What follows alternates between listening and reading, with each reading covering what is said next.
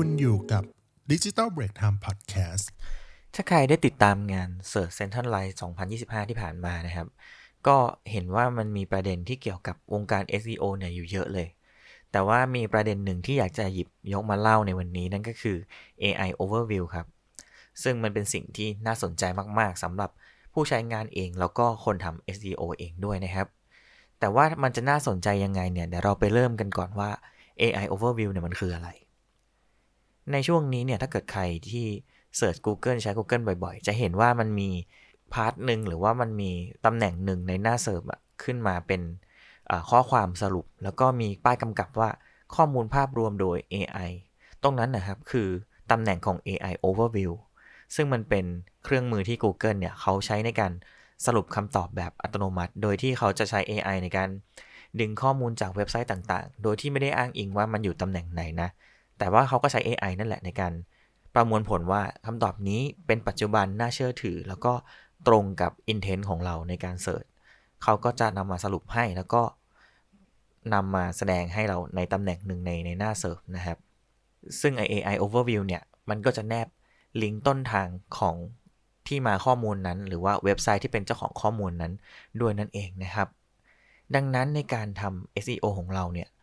การพยายามทำให้มันติดใน AI Overview เนี่ยมันก็สำคัญเพราะว่ามันจะช่วยเพิ่มโอกาสในการที่เราอาจจะกลายเป็น Top of Mind ของผู้ใช้ได้เพราะว่าเนื้อหาเนี่ยจะถูกนำไปแสดงในตำแหน่งที่มันเด่นชัดที่สุดเนาะสังเกตได้ถ้าเกิดเราลองเซิร์ชเนี่ย AI Overview เนี่ยเด่นชัดมากๆแล้วก็นอกจากนี้เนี่ยการที่ AI Overview มันเอาลิงก์ต้นทางสมมุติว่าเป็นของเราเนี่ยไปแนบไว้ด้วยเนี่ยทำให้เราอาจจะได้ทราฟฟิกที่เป็นออร์แกนิกเพิ่มขึ้นได้ด้วยครับและสิ่งที่ผมคิดว่าสำคัญมากๆเลยนะครับการที่เว็บไซต์เราไปติดอยู่ใน AI Overview เนี่ยมันช่วยเสริมความน่าเชื่อถือของเว็บไซต์หรือของแบรนด์เราได้มากเลยแหละเพราะว่ามันเท่ากับว่า Google เนี่ยเลือกเว็บเราเป็นแหล่งอ้างอิงที่เชื่อถือได้นั่นเองนะครับทีนี้จากประสบการณ์ส่วนตัวของผมเนี่ยในการทำ SEO แล้วมันมีบางหน้าบางเว็บหรือบางข้อมูลเนี่ยไปติดอยู่ใน AI Overview นะก็คิดว่ามันมีปัจจัยหลักๆอยู่ที่ทำให้คอนเทนต์เราเนี่ยมันจะไปติดอยู่ในนั้นอย่างแรกก็คือมันต้องเป็นคอนเทนต์ที่ค่อนข้างเชิงลึกตรงประเด็นแล้วก็ชัดเจนครับการเขียนคอนเทนต์ที่มันแบบจะติด AI Overview ได้เนี่ยมันต้องใช้ภาษาที่ธรรมชาติมากๆไม่ฟุ่มเฟือยและก็ต้องสรุปคำตอบได้ชัดเจนในย่อหน้าแรกหรือว่าในพาร์ทแรกๆของบทความของคอนเทนต์เลยแล้วก็ในกรณีที่มันมีเรื่องของการถามการตอบอะไรเงี้ยควรจะมีการลิสต์คำถามคำตอบให้ชัดเจนแล้วก็ครบถ้วนในคอนเทนต์ของเราด้วยนะครับเพราะว่าเวลาที่ AI ของ Google มาอ่านเนี่ยเขาก็จะเห็นภาพรวมได้ชัดเจนแล้วก็สามารถดึงเอาไปใช้ได้ง่ายขึ้นนะครับปัจจัยอย่างที่2เนี่ยผมคิดว่าเป็นเรื่องของโครงสร้างบทความนะเพราะว่าโครงสร้างของบทความบางบทความละกันที่เราเห็นอาจจะมีความซับซ้อนมากๆมี S2 แล้วก็ S3 ซ้อนอยู่ข้างในเยอะมากๆอะไรอย่างเงี้ยทีเนี้ยผมก็สังเกตได้ว่าโครงสร้างบทความที่มันมีความง่ายๆมี headline อาจจะไม่เยอะมากแต่ว่าชัดเจนตรงประเด็นแล้วก็มีการแบบแบ่งพาร์ทอย่างชัดเจนมีตารางตรงนี้มี bullet point ตรงนี้อะไรเงี้ยคือทำให้แบบ appearance มันดูเรียบง่ายแล้วก็เข้าใจง่ายมากๆเนี่ยตรงเนี้ยจะสามารถทำให้มีโอกาสที่ถูกนำไปแสดงใน AI Overview ได้ครับอย่างที่3เลยก็คือข้อมูลเนี่ยมันจำเป็นที่จะต้องอัปเดตให้มันสดใหม่เสมอด้วยนะครับเพราะว่า AI เนี่ยมันไม่ได้เลือกข้อมูลที่ถูกต้องอย่างเดียวแต่ต้องเป็นข้อมูลที่ถูกต้องน่าเชื่อถือแล้วก็ล่าสุดด้วยก็จะทำให้มีโอกาสที่คอนเทนต์ของเราเนี่ยจะไปติดในหน้า AI Overview ได้ครับอย่างสุดท้ายที่คิดว่าเป็นปัจจัยสำคัญเนาะก็คือการใส่แหล่งอ้างอิงครับการที่เราแบบว่ามีลิงก์ข้อมูลไป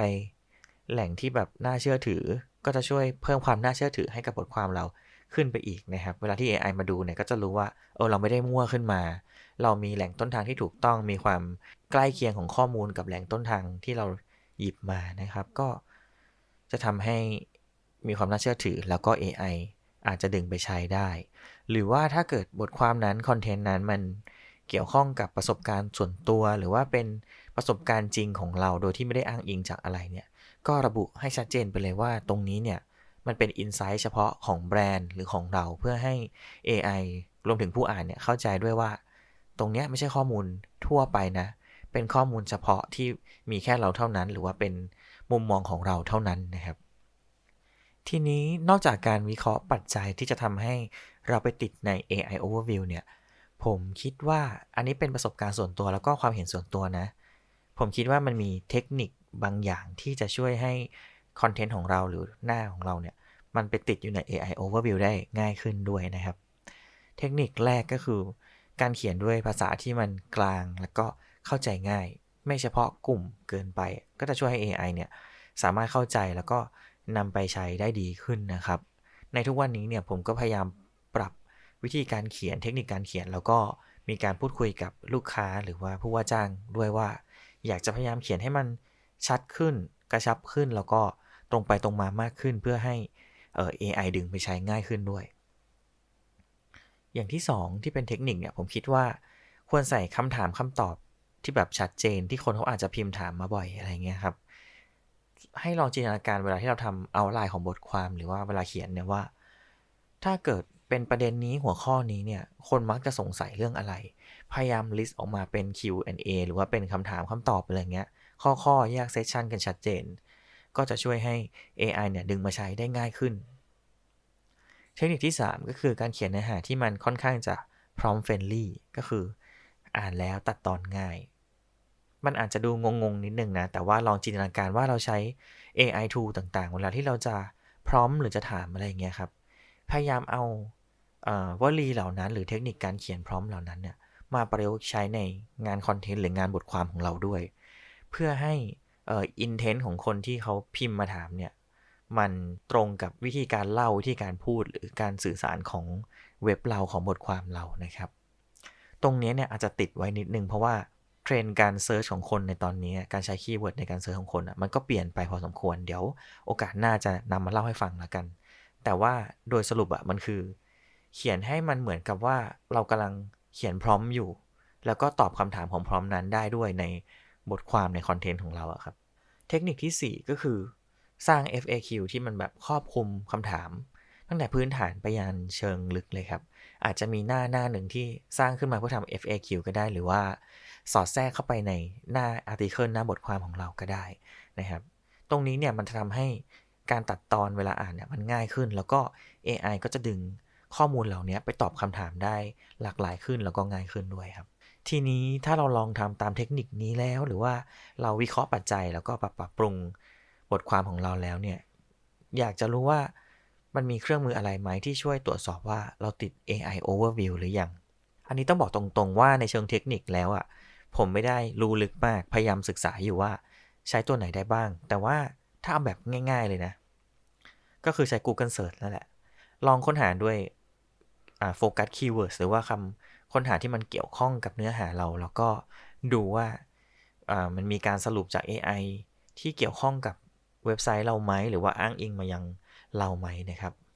อีกอย่างหนึ่งก็คืออาจจะสังเกตได้แบบไม่ได้ชัดเจนมากนะแต่ว่ามันอ้างอิงได้ก็คือไปดู CTR กับ Impression ในเครื่องมือแท็กของเราต่างๆนะครับเพราะว่าเวลาที่เว็บเราติด AI Overview แล้วเนี่ยเรียกว่ามีความเป็นไปได้แล้วกันที่ผู้คนเขาจะเห็นเราโดยที่ไม่ได้คลิกอันนี้อาจจะต้องดูความสัมพันธ์ของ Impression กับ CTR ว่ามันแตกต่างจากที่ผ่านมาไหมนะครับถ้ามันมีความแตกต่างก็อาจจะเป็นไปได้ว่าเว็บของเราเนี่ยถูกนำไปแสดงผลใน AI Overview ด้วย